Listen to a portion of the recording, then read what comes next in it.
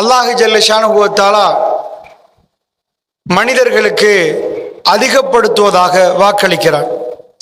திருக்குர்ஆன்ல ஒரு சிலர்களுக்கு நான் அதிகப்படுத்தி தருவேன் என்று சொல்லுகிறான். எதை அதிகப்படுத்துகிறேன் என்பதை அல்லாஹ் ரப்புல் ஆலமீன் சொல்லவில்லை. அதிகப்படுத்துவேன் என்று சொன்ன அந்த கூட்டத்தில் நானும் நீங்களும் உள்ளடங்க வேண்டும் என்பதற்காக வேண்டி அது சம்பந்தமான ஒரு சில விடயங்களை பதிவு செய்யலாம்னு நினைக்கிறேன். அல்லாஹ் ஜல்ல ஷானுஹு வ தஆலா திருக்குர்ஆனில் சொல்கிறான், ல இன் ஷக்கர்தும் ல அஸீதன்னக்கும். நீங்கள் எங்களுக்கு நன்றி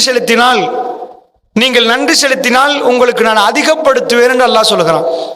இப்போ ஒரு கேள்வி கேட்பீங்க, அதிகப்படுத்துறதுன்னா எதை அதிகப்படுத்துறது? சத்தத்தை கூட்டுறது அப்படின்னு சொன்னா சத்தத்தை அதிகப்படுத்துறதுன்னு அர்த்தம். இதே மாதிரி அல்லாஹ் ரப்புல் ஆலமீன் எதை அதிகப்படுத்துவேன் என்று சொல்லாமல் அல்லாஹ் மொட்டையாக அதிகப்படுத்துவேன் என்கிறான். இது ஏனென்றால் எதை வேண்டுமானாலும் அல்லாஹ் அதிகப்படுத்துவார். அல்லாஹ் ஜல்ல ஷானுஹு வ தஆலா ஒரு மூமினுக்கு எதை அதிகப்படுத்த வேண்டுமோ அந்த நேரத்தில் அதை அதிகப்படுத்துவார். இது சாதாரண ஒரு வாக்குறுதி அல்ல. நம்ம பிஸ்மில்லாஹ் என்று சொல்கிறோம். பிஸ்மில்லாஹ் என்ற அர்த்தம் என்ன? அல்லாஹ்வின் பெயரால். இதை நீங்கள் தமிழில் சொன்னா என்னமோ ஒன்னு விட்ட மாதிரி இருக்கும், தவறுன மாதிரி இருக்கும். அல்லாஹ்வின் பெயரால் என்னன்னு கேட்பீங்க. அல்லாஹ்வின் பெயரால் நான் துவங்குகிறேன் என்றால் அது பிஸ்மில்லாவில் இல்லை. அது பிஸ்மில்லாவில் இல்லை. அப்தஉ நான் ஆரம்பிக்கிறேன், பிஸ்மில்லா அல்லாஹ்வுடைய பெயரை கொண்டு ஆரம்பிக்கிறேன் வரணும். அப்படி வரவில்லை. பிஸ்மில்லா என்று மட்டும்தான் குர்ஆனில் வருகிறது. அல்லாஹ்வின் பெயரால். அல்லாஹ்வின் பெயரால் நீங்க லைட் ஆன் பண்ணலாம். பிஸ்மில்லா உங்க செயல் தான் மத்தது. தண்ணி குடிக்கலாம், அல்லாஹ்வின் பெயரால் தண்ணி குடிக்கிறேன் இல்லை. அந்த இடத்துல அதாவது தண்ணி குடிக்கிறேன் என்பது அதுல இல்லை, அல்லாஹ்வின் பெயரால் என்று மட்டும்தான் வரும். அல்லாஹ்வின் பெயரால் என்பதற்கு எது வேண்டுமானாலும் கொண்டு வரலாம். நாங்க பிஸ்மில்லாவை முற்படுத்தி விட்டு எந்த செயலை செய்தாலும் அல்லாஹ்வின் பெயரால் செய்வதாக மாறிடும். அல்லாஹ் அப்படி ஒரு வாய்ப்பை பிஸ்மில்லாவில் வைத்திருக்கிறான். பிஸ்மில்லா என்று எதை ஆரம்பிக்கிறோமோ அந்த செயலுக்கு அந்த பிஸ்மில்லா வந்து சொருகிறோம். இதே மாதிரி அல்லாஹ் ஜல்ல ஷானுஹு வ தஆலா இந்த பூமியில் வசிக்கக்கூடிய அடியார்களுக்கு ஒரு வாக்குறுதி கொடுக்கிறான். சாதாரண ஒரு மனிதன் கொடுக்கிற வாக்குறுதி மாதிரி இல்ல. இன்னல்லாஹ லா யுக்லிஃபுல் மிஆத். அல்லாஹ் ஒருபோதும் தன்னுடைய வாக்குறுதிகளை மாறி செய்ய மாட்டான். அல்லாஹ் துர்சோகம் செய்ய மாட்டான். நம்பி வந்தவர்களை வெறும் கையோடு அனுப்ப மாட்டான். இந்த வாக்குறுதி யாருக்கு அல்லாஹ் சொல்றான் தெரியுமா? ல இன் ஷக்கர்தும் ல அஸீதன்னக்கும். நீங்கள் எங்களுக்கு நன்றி செலுத்தினீர்கள் என்றால் உங்களுக்கு அதிகப்படுத்துவேன். அந்த இடத்துல ரிஸ்க் அதிகப்படுத்துவேன்னு காணும். உங்க நோய் இல்லாமல் ஆக்கிட்டு ஆரோக்கியத்தை அதிகப்படுத்துவேன்னு காணும். உங்க வியாபாரத்தை வளர்த்து தருவேன்னு இல்லை, அதிகப்படுத்துவேன் என்று அல்லாஹ் சொன்னா எது ஒரு மனுஷனுக்கு ஒன்று தேவைப்படும், இன்னொரு ஆளுக்கு இன்னொன்று தேவைப்படும், இன்னொரு ஆளுக்கு இன்னொன்று தேவைப்படும். தேவைப்படுவதை அதிகப்படுத்தும். அதான் மட்டும் புத்தகத்தில் எடுத்து பார்த்தீங்கன்னா ஒரு ஆள் சொல்லுவார், எனக்கு இதுக்கு மேல வேணாம், அவ்வளவு பணம் இருக்குது, எனக்கு ஆரோக்கியம் தான் வேணும் என்றுவார். அவருக்கு பணம் கொடுத்து வேலை இல்லை. கிஃப்டா போய் 1 கோடி கொடுத்தீங்கன்னா அவர்கிட்ட 200 கோடி இருக்கும்.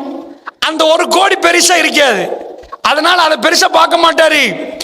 ஆரோக்கியத்துக்கு ஏதாவது ஒன்று கிடைக்குதுன்னா அதை அவர் பெருசா பார்ப்பாரு. இன்னொரு ஆளை போய் பார்த்தீங்கன்னா அவருக்கு எல்லா பணமும் ஆரோக்கியமும் இருக்கும், அவருக்கு குழந்தை இருக்காது. அவருக்கு குழந்தைய கொடுப்பதா இருந்தா எல்லாத்தையும் விட அவர் மகிழ்வோடு அதை ஏற்றுக்கொள்வார். எனக்கு 2 புள்ள 4 புள்ள கிடைக்குமா இருந்தா சந்தோஷம் என்பார். ஒரு ஆளை பார்த்தீங்கன்னா அவருக்கு எல்லாமே 7மே ஆம்பளை புள்ளையா இருக்கும், எனக்கு ஒரு பொம்பளை புள்ள கிடைக்குமா இருந்தா நல்லா இருக்குமான்னுவார். அல்லாஹ் ஜல்ல ஷானுஹு வ தஆலா அதனால தான் சொல்றான், ல இன் ஷக்கர்தும் ல அஸீதன்னக்கும். நீங்கள் எங்களுக்கு நன்றி செலுத்தினால் உங்களுக்கு நாம் அதிகப்படுத்துவோம். இப்ப நன்றி செலுத்தணும். எப்படி செலுத்துறது? ஒரு ஆள் வர்றாரு வெஸ்டர்ன் கண்ட்ரியில, ஒரு ஆளுண்டா தேங்க்யூண்டா அவர் நன்றியை பார்ப்பார். ஏதாவது தந்துட்டாருண்டா தேங்க்ஸ் என்றுவோம். ஒரு முஸ்லீம் ஜஸாக்கல்லாஹு ஹைரன்டுவோம். அல்லாஹ்வுக்கு போய் ஜஸாக்கல்லாஹு ஹைரன்றதா? அல்லாஹ்வுக்கு என்ன சொல்றது, எப்படி சொல்றது? நன்றி செலுத்துறதுன்னா என்ன? அதாவது அல்லாஹ்வுடைய நல்லடியார்களே, எந்த முறையில் அல்லாஹ்வுக்கு நன்றி செலுத்துவது மனிதனுக்கு நன்றி செலுத்துற மாதிரி இல்லை. ரப்புல் ஆலமீனுக்கு நன்றி செலுத்துவது என்பது அல்லாஹ் ஜல்ல ஷானுஹு வ தஆலா ஒரு சில இடங்களை காட்டுகிறான். அந்த இடத்துக்கு போ சொல்றான், அந்த இடத்தை நேசிக்க சொல்றான். அங்க போனால் அதை நேசித்தால் நீ எனக்கு நன்றி செலுத்த, அங்க வா என்னோட பேசுங்கன்றான். அதுதான் அல்லாஹ்வுடைய ஆலயம்.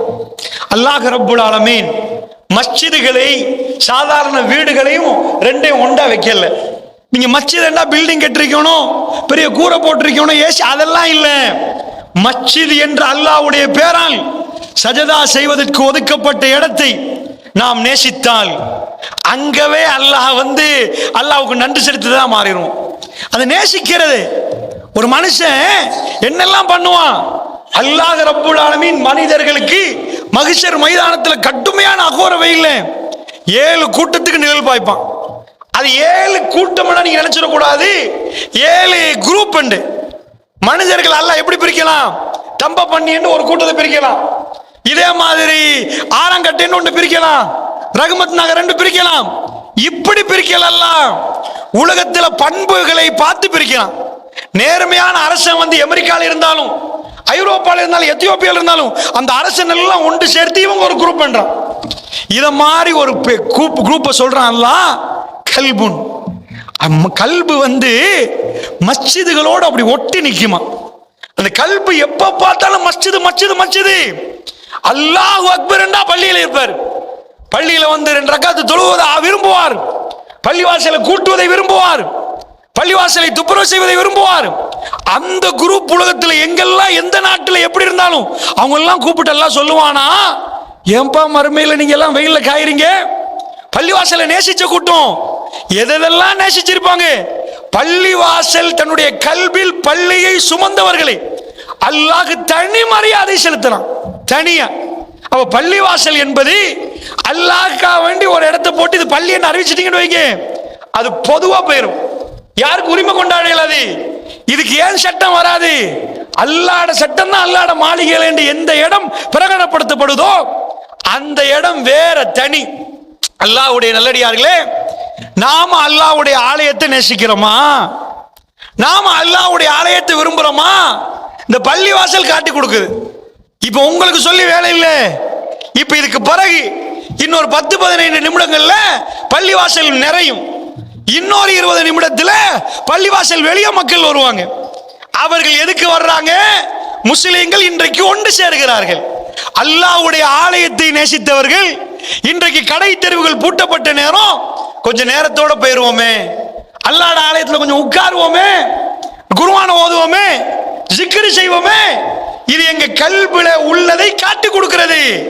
நாம் எந்த அளவு கண்டா, இமாம் மிம்பருக்கு ஏறினதுக்கு பிறகு மலக்குமார்கள் உட்கார்ந்துருவாங்க. ரசூல் ஸல்லல்லாஹு அலைஹி வஸல்லம் இந்த பள்ளிவாசலுக்கு எல்லாம் மலக்கு அனுப்புறான்.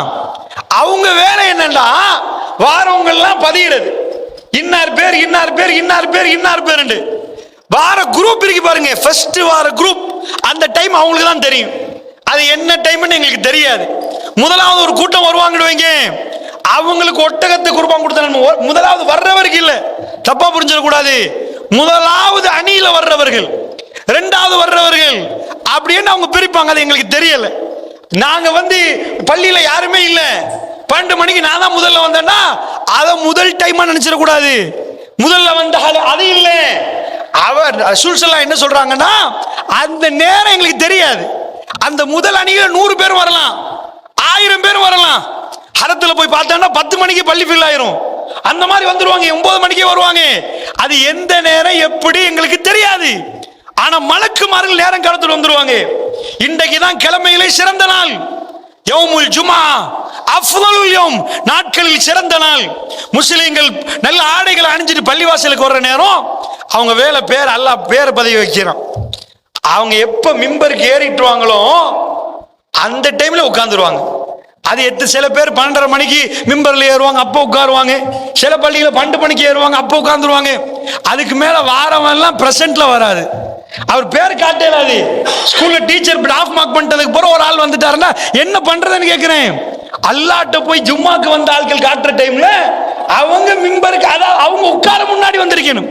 அல்லாஹ்வுடைய நல்லடியார்களே, நாம் பள்ளிவாசலோட நேசிக்கிறவர்கள், நாம் பள்ளிவாசலுக்கு அக்கறை செலுத்தக்கூடியவர்கள். என்ன நடிக்கிறோம் நாம, என்னவென்று நினைக்கிறோம்? அல்லாஹ்வுடைய ஆலயம் என்பது அவ்வளவு கேவலமா? இன்றைக்கு ஜும்மாவுடைய தினம், எல்லா வேலைகளையும் விட்டு விட்டு அல்லாஹ் வர சொல்றான். ஒரு சமுதாயம் கடுமையாக தண்டிக்கப்பட்ட நாள் இது. இது லேசிப்பட்ட நாள் நினைக்கிறீங்களா? யகூதிகள் அவர்கள் புத்தியை யூஸ் பண்ணாங்க. ரொம்ப பெரிய அறிவாளிகள் அவங்க நல்ல மண்டை வேலை செய்ய அவங்களுக்கு. அவர்கள் கணக்கில் ரொம்ப கணக்கு போடுவார்கள். ஆனா அவங்க லைஃப்ல போட்ட கணக்கு தப்பா தான் போட்டாங்க. துனியால நிறைய கணக்கு போட்டாங்க. அவங்க போட்ட கணக்குலாம் பெரிய பெரிய கோடி கோடி அடிச்சாங்க. ஆனால் மறுமை விஷயம் அல்லாஹ் விஷயத்தில் அவர்கள் தப்பான கணக்கு போட்டாங்க. என்ன போட்டாங்க?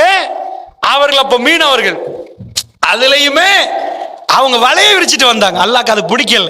விடனா விடு, வியாபாரத்துல வலை விரிச்சிட்டு வர்றது, மீனை போட்டு தூண்டில போட்டு வர்றது, பிறகு பிடிப்பட்டா ஜும்மா டைம்ல பிடிப்பட்டா அவர்களுக்கு கொடுத்தது யௌமு சபத், சனிக்கிழமை. அவங்களுக்கு சொல்றதே சனிக்கிழமைக்காரவங்க. அல்லாஹ்வுக்கு வந்த கோபத்துல அவங்கள குரங்குகளாம் பன்றிகளாம் மாத்திட்டாங்க. உங்களுக்கு புனிதமா ஒரு நாள் தந்த, அந்த நாள்ல எல்லாத்தையும் விடுங்கண்ட. உனக்கு கண்ணை தந்தவண்ணா, உனக்கு ஆட்ட தந்தவண்ணா, உனக்கு உயிரை தந்தவண்ணா, யான் ஒரு நேரத்தில் வர சொன்னா உன்னால் வர முடியவில்லை என்று சொன்னால் அதுக்கு வர்ற கோபம் இருக்கு பாருங்க.